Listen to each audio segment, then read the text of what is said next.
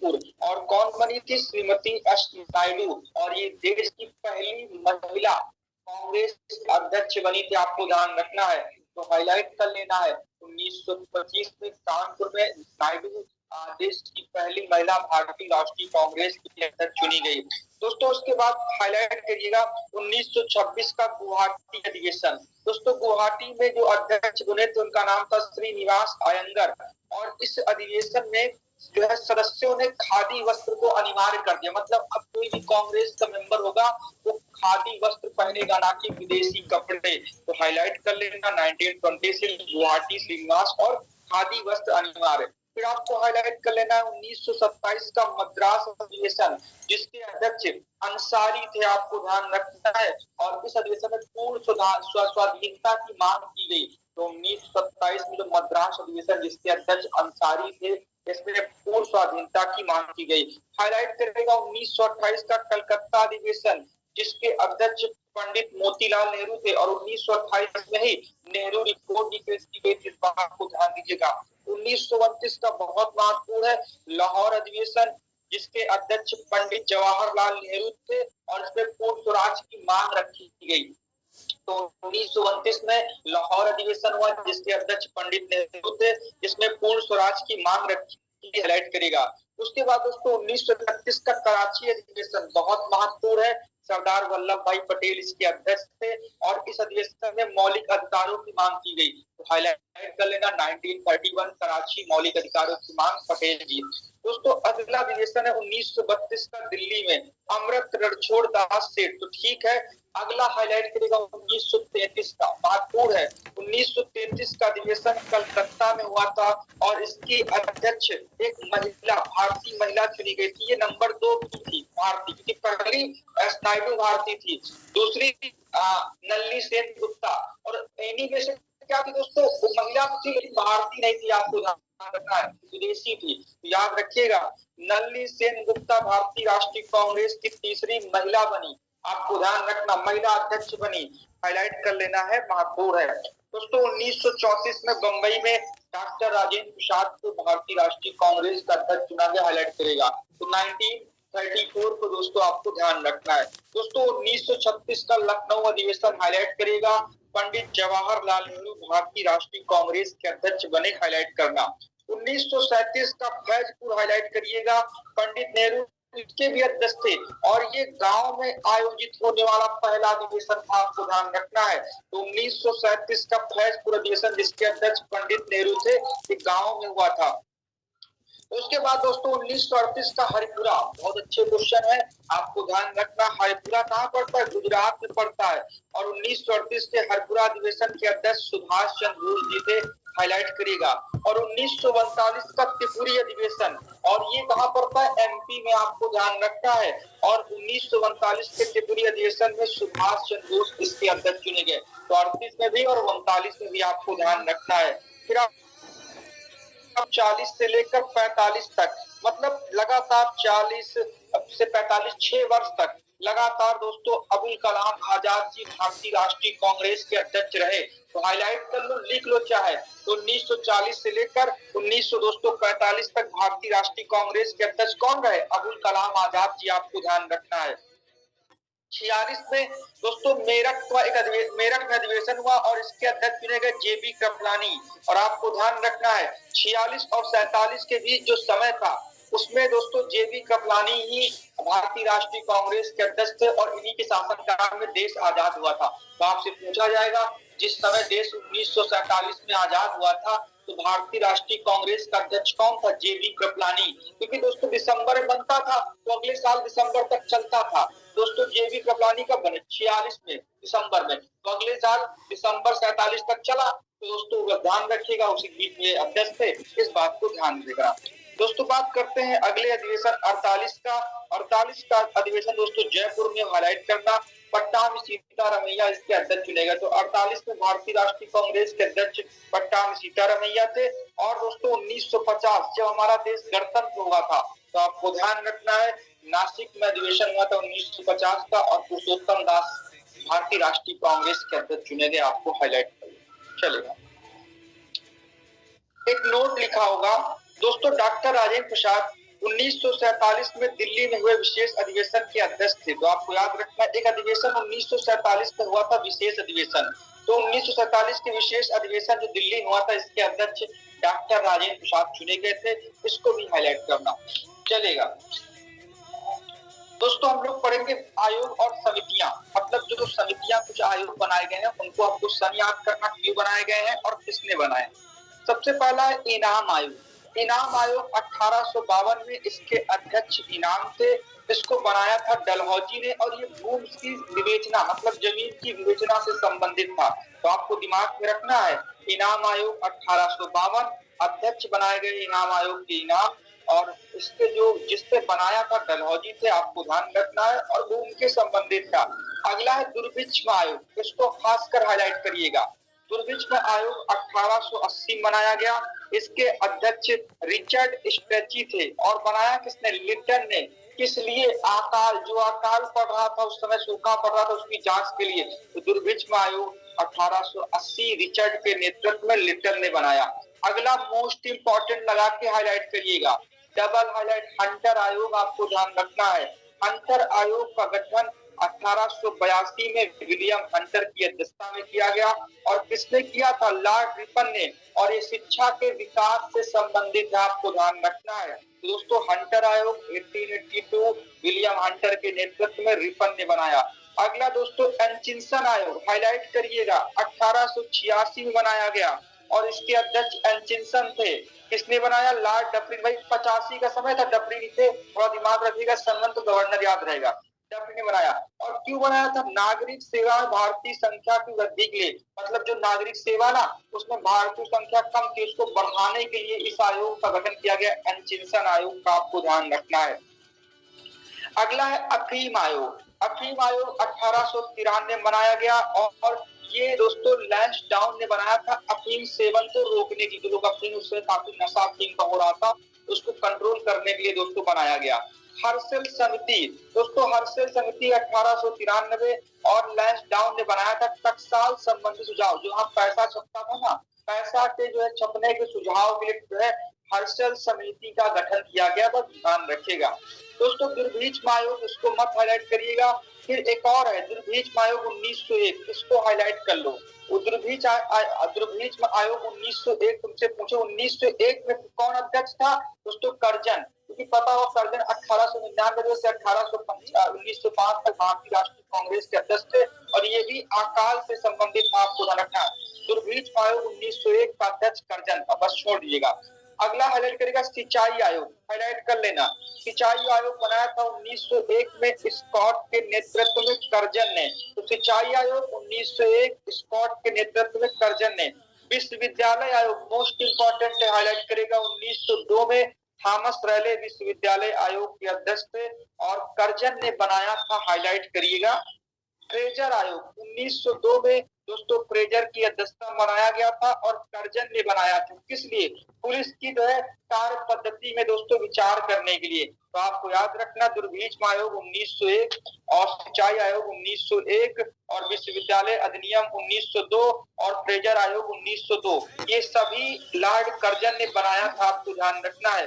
Fraser आयोग का संबंध दोस्तों 1902 बना था और पुलिस से है, जबकि विश्वविद्यालय 1902 इसके अध्यक्ष रैले हैं, आपको ध्यान रखना चलेगा। अगला आयोग है इंसलिक्टन आयोग, हाईलाइट कर लेना है, 1912 में बना था और दोस्तों हार्डिंग ने बनाया था। लॉर्ड हार्डिंग गवर्नर थे, आपको ध्यान रखना, जिस पर राहत बिहारी बोस ने बम फेंका था। तो आपको ध्यान रखना है, जो ये इंसलिक्टन आयोग है, ये नागरिक सेवा में भारतीयों की हिस्सेदारी विचार, मतलब वही बात कि नागरिक सेवा में भारतीयों को थोड़ा बढ़ाया जाए, आपको ध्यान रखना है। इससे पहले एक एनचिंसन आयोग था, वो भी यही कार्य कर रहा था। अगला हाईलाइट करिएगा कलकत्ता विश्वविद्यालय अधिनियम, जिसको हम लोग सैडलर आयोग के नाम जानते हैं। इसी को हम लोग कलकत्ता विश्वविद्यालय अधिनियम कहते हैं, इसी को हम लोग सैडलर आयोग कहते हैं, आपको ध्यान रखना है। माइकल सैडर के नेतृत्व बनाया गया और ये किससे संबंधित है, दोस्तों ये कलकत्ता विश्वविद्यालय जो कलकत्ता यूनिवर्सिटी बनी थी उसकी जांच के 200 की कमी को दूर करने के लिए। तो आपको याद रखना है, कलकत्ता विश्वविद्यालय आयोग को हम लोग सैडलर आयोग के नाम जानते, जो 1917 में बना था। गवर्नर कौन थे, चेंजबूर से, कलकत्ता विश्वविद्यालय की समस्याओं को दूर करने के लिए। अगला दोस्तों भारतीय छठवीं समिति छोड़िएगा, ली आयोग मोस्ट इंपॉर्टेंट है, हाईलाइट करिएगा। ली आयोग का गठन 1924 में दोस्तों लॉर्ड रीडिंग ने किया था, तो आपको ध्यान रखना है ली आयोग का गठन 1924 में रीडिंग ने किया था। और ये लोक सेवा आयोग की गठन की अनुशंसा, तो आपको याद रखना पहली बार किसी आयोग ने कहा कि एक लोक सेवा आयोग बनना चाहिए, उसके गठन के लिए दोस्तों बनाया गया था, इसीलिए इसको डबल हाईलाइट करिएगा। उसके बाद दोस्तों सीधे आप लोग हाईलाइट करिएगा बटलर समिति को, बहुत महत्वपूर्ण है, मोस्ट इंपॉर्टेंट है, हाईलाइट कर लो बटलर समिति 1927, इसको बनाया दोस्तों लॉर्ड इरविन ने, आपको ध्यान रखना है। ये क्या था दोस्तों, ये देशी राज्यों व अंग्रेजी सरकार के संबंधों को विचार पे, मतलब कैसे देशी राज्य जो है और इंग्लिश सरकार के बीच अच्छे संबंध बनाए जाए, उसके लिए बटलर समिति का गठन 1927 में इरविन ने किया था, हाईलाइट कर लेना है। साइमन कमीशन पता होगा 1927 बना था जॉन साइमन के नेतृत्व में, और साइमन कमीशन को दोस्तों बनाने के जो समय गवर्नर कौन थे, इरविन थे, आपको ध्यान रखना।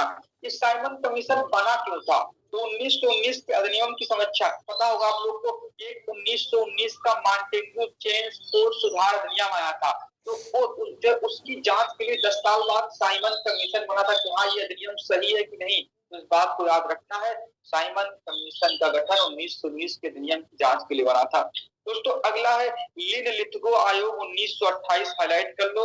और लिन लिथगो आयोग का गठन 1928 में इरविन ने किया था कृषि संबंधी समस्याओं को दूर करने के लिए। दोस्तों अगला है व्हिटले आयोग, तो आपको ध्यान रखना है व्हिटले आयोग 1928, बस छोड़ दीजिएगा। एक नोट लिखा होगा 1926 में लोक सेवा आयोग का गठन किया गया, बिल्कुल 1924 में ली आयोग की अनुशंसा पे 1926 में आपको ध्यान रखना है एक लोक सेवा आयोग बन गया था, इस बात को ध्यान दीजिएगा। अगली समिति का नाम है लिंडसे आयोग। दोस्तों ये जो है भारत में मिशनरियों के शिक्षा के विकास से संबंधित जो लोग, जो वहाँ के जो ईसाई लोग होते हैं, ईसाई धर्मगुरु, उनके विकास में छोड़िएगा। भारतीय जो है वैधानिक आयोग, इसको ध्यान रखना है कि भारतीय वैधानिक आयोग का गठन 1929 में दोस्तों इरविन ने किया था, शिक्षा की स्थिति से छोड़िएगा। संप्रू समिति, तो आपको ध्यान रखना संप्रू समिति जो है 1934 में आई थी, इसको हाईलाइट कर लो। और इसका गठन विलिंगटन ने किया था बेरोजगारी की समस्या की समीक्षा करने के लिए, ध्यान दीजिएगा। अगला है भारतीय परिसीमन समिति, तो परिसीमन का मतलब होता है निर्वाचन की जांच करना, कहाँ कहाँ किसका कितना क्षेत्रफल, छोड़िएगा। मोस्ट इंपॉर्टेंट है, आपको हाईलाइट कर लेना राष्ट्रीय योजना समिति 1938, पंडित नेहरू इसके अध्यक्ष थे, बनाया था लिथगो ने, और ये आर्थिक योजना से संबंधित है, तो भैया डबल इंपॉर्टेंट है, आपको ध्यान रखना राष्ट्रीय योजना समिति 1938 में दोस्तों पंडित नेहरू के अध्यक्षता में लिन लिथगो ने आर्थिक योजना को बेहतर करने के लिए बनाया था, हाईलाइट करिएगा। दोस्तों क्रिप्स मिशन 1942 स्टेफर्ड क्रिप्स अध्यक्ष लिन लिथगो ने बनाया था, भारत की राजनीतिक गतिविधियों को दूर करने के लिए, हाईलाइट कर लो, मोस्ट इंपॉर्टेंट है। कैबिनेट मिशन 1946 पैट्रिक लॉरेंस, और ये जब आया था गवर्नर थे वेवल, आपको ध्यान रखना लॉर्ड वेवल, और दोस्तों भारतीयों को सत्ता देने का समय था, तो उस बारे में ये आया था, आपको ध्यान रखना, हाईलाइट करिएगा। उसके बाद सार्जेंट आयोग हाईलाइट कर लो, 1944 में सार्जेंट आयोग का गठन किया वेवल ने, और ये शिक्षा के विकास से संबंधित है, तो सार्जेंट आयोग 1944 वेवल ने बनवाया था और शिक्षा के विकास से संबंधित है, ये आयोग भी आपको थोड़ा सा ध्यान रख के चलना है, चलेगा, ठीक है दोस्तों। भारत के कुछ प्रेस विकास या अखबार के बारे में पढ़ना, ज्यादा नहीं, जितने नाम बताए जाए उतने ही पढ़िएगा। दोस्तों सबसे पहला अखबार है बंगाल गजट, भारत का पहला जो है अखबार है, इस बात को ध्यान रखना है। तो भारत का पहला जो अखबार है उसका नाम है बंगाल गजट, आपको ध्यान रखना है। इसके संस्थापक का नाम है जेम्स अगस्त हिक्की, और ये 1780 में कलकत्ता से छपा था, तो आपको हाईलाइट कर लेना है। भारत का पहला समाचार पत्र बंगाल गजट 1780 में जेम्स हिक्की द्वारा कलकत्ता से निकाला गया। उसके बाद आपको सीधे हाईलाइट कर लेना है बॉम्बे हेराल्ड को। दोस्तों बॉम्बे हेराल्ड की स्थापना 1789 में बंबई में हुई, बस इतना हाईलाइट कर लेना 1789। उसके बाद आपको हाईलाइट कर लेना है मिरातुल अखबार को हाईलाइट कर लो। मिरातुल अखबार दोस्तों राजा राम मोहन राय द्वारा फारसी भाषा में 1822 में कलकत्ता में निकाला गया और इससे पहले 1821 में संवाद कौमुदी भी निकाला था, आपको ध्यान रखना है। तो आपको मिरातुल अखबार हाईलाइट कर लेना है। उसके बाद आपको हाईलाइट कर लेना है जाम ए जहानुमा। पूछ ले कि भारत का पहला उर्दू समाचार पत्र कौन सा है? दोस्तों भारत का पहला उर्दू समाचार पत्र जाम ए जहानुमा, आपको ध्यान रखना है। अगला हाईलाइट करना बंगदूत। बंगदूत दोस्तों राजा राममोहन राय और द्वारिका नाथ टैगोर की सहायता दोस्तों 1822 में निकाला गया था, आपको ध्यान रखना है। उसके बाद आपको हाईलाइट कर लेना बॉम्बे टाइम्स। बॉम्बे टाइम्स भी महत्वपूर्ण 1838 में आता है, लेकिन छोड़ दो। हाँ, अगला हाईलाइट करो रक्त गुप्तार। रक्त गुप्तार दोस्तों दादा भाई की 1851 में बंबई में गुजराती बातचीत है, मतलब उसे गुजराती भाषा में, आपको ध्यान रखना है। तो हाईलाइट कर लो रक्त गुप्तार दादा भाई नौरोजी 1851 बंबई। दोस्तों हिंदू पैट्रियार्ट हाईलाइट कर लो। दोस्तों हिंदू पैट्रियार्ट आपको ध्यान रखना गिरीश चंद्र घोष। बाद में दोस्तों जो हिंदू पैट्रियार्ट था इसकी शुरुआत तो गिरीश चंद्र घोष ने की थी, लेकिन बाद में इसको निकालने का कार्य हरीश चंद्र मुखर्जी ने किया। तो ऑप्शन में तुमको हरीश चंद्र मुखर्जी मिलेंगे। आपको याद रखना हिंदू पैट्रियार्ट अखबार हरीश चंद्र मुखर्जी के द्वारा निकाला जा रहा था 1853 दोस्तों कलकत्ता में, आपको ध्यान रखना है। अगर ये नहीं होंगे तब गिरीश चंद्र घोष होंगे। फिलहाल आपको ध्यान रखना फेमस नाम हरीश चंद्र मुखर्जी का, हिंदू पैट्रियार्ट के संस्थापक उन्हीं को माना जाता है, इस बात को ध्यान दीजिएगा। सोम प्रकाश दोस्तों, सोम प्रकाश छोड़ दो क्योंकि इसमें नहीं है। हाँ, इंडियन मिरर याद कर लो। द्वारिका नाथ टैगोर और केशव चंद्र सेन दोनों नाम एक साथ नोट कर लो। तो इंडियन मिरर अखबार दोस्तों द्वारिका नाथ टैगोर और केशव चंद्र सेन के सहयोग से 1862 में कलकत्ता से निकाला गया। उसके बाद दोस्तों आपको हाईलाइट कर लेना है अमृत बाजार पत्रिका। अमृत बाजार दोस्तों पत्रिका शिशिर कुमार घोष द्वारा 1868 में कलकत्ता में निकाला गया। तो अमृत बाजार पत्रिका शिशिर कुमार घोष द्वारा 1868 कलकत्ता में हाईलाइट कर लो। बंग दर्शन हाईलाइट कर लो। बंकिम चंद्र चटर्जी के द्वारा 1873 में, आपको ध्यान रखना है, निकाला गया बंग दर्शन, आपको ध्यान रखना है। उसके साथ दोस्तों स्टेट्समैन हाईलाइट कर लो। रॉबर्ट नाइट ने निकाला था 1872 में, आपको ध्यान रखना है। और भारतीय प्रेस द्वारा बेयर्ड ऑफ इंडिया कहे जाते हैं, मतलब दोस्तों इनको भारतीय प्रेस द्वारा जो है रॉबर्ट नाइट को बेयर्ड ऑफ इंडिया कहा जाता है, इसको भी हाईलाइट कर लेना। हिंदू दोस्तों जो आप लोग पढ़ते हो यूपीएससी के लिए, हिंदू अखबार दोस्तों जीएस अय्यर और वी राघवाचारी द्वारा 1869 में मद्रास से निकाला गया, हाईलाइट कर लेना, महत्वपूर्ण है, ध्यान दीजिएगा। अगला हाईलाइट करेगा केसरी और मराठा। दोस्तों केसरी और मराठा आपको ध्यान रखना है, बाल गंगाधर तिलक द्वारा 1881 बंबई से निकाला गया। केसरी दोस्तों मराठा भाषा में, और जबकि मराठा अखबार अंग्रेजी भाषा में छपता था, इसको पूरा हाईलाइट कर लीजिएगा, आपकी परीक्षाओं में आने के पूरे चांस है, इस बात को ध्यान दीजिएगा। चलेगा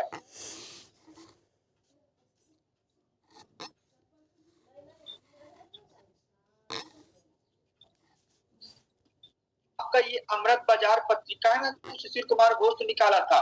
जब वर्नाकुलर प्रेस एक्ट लागू हुआ था ना, तो दोस्तों ये पहले जब अमृत बाजार पत्रिका बंगला भाषा में छपती थी, लेकिन वर्नाकुलर प्रेस एक्ट लागू होने की वजह से ये, आपको ध्यान रखना, अंग्रेजी भाषा में छपने लगी। इस पॉइंट को ध्यान रखना, हाईलाइट कर लेना। और तीसरा पॉइंट हाईलाइट करेगा दोस्तों जो है तिलक संपादक बनने से पूर्व अगरकर और केलकर द्वारा, जो फिलहाल छोड़ दीजिए, इसका मतलब नहीं है, एक नोट लिखा हुआ है। भारत में सबसे पहले प्रिंटिंग प्रेस की या किताबों को छापने की शुरुआत किसने की? दोस्तों पुर्तगालियों ने, आपको ध्यान रखना है। तो भारत में सर्वप्रथम प्रेस की स्थापना 1550 में पुर्तगालियों ने की और 1557 में गोवा के शाही पादरी द्वारा प्रथम पुस्तक प्रकाशित की गई। मतलब भारत में पुर्तगालियों द्वारा प्रिंटिंग प्रेस की शुरुआत की गई। धन्यवाद।